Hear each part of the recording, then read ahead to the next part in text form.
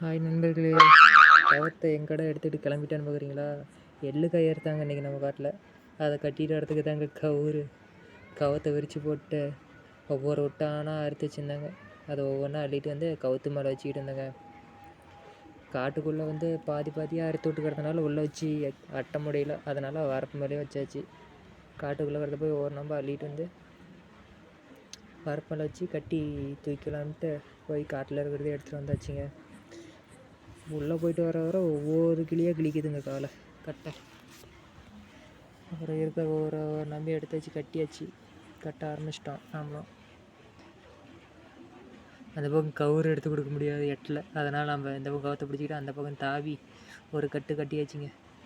ஒரு உழுக்க இறுக்கி கட்டியாச்சு.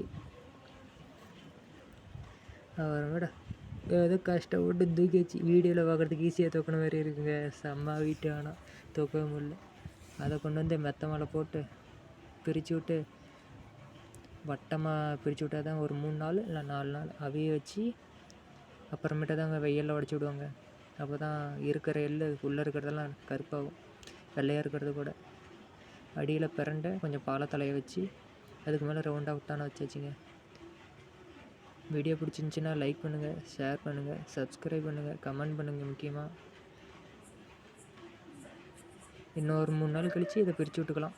பிரித்து விட்டு வெயிலில் வச்சு அப்படி ஒவ்வொரு எல்லாம் உலுக்கி எடுத்துட்டு மீதியை கோலை கொண்டு போய் காட்டில் போட்டு எறி விட்டுறலாங்க. இன்றைக்கி வேலை முடிஞ்சு, இன்னும் நாளைக்கு இருக்குது. தேங்க்யூ, பார்க்கலாங்க.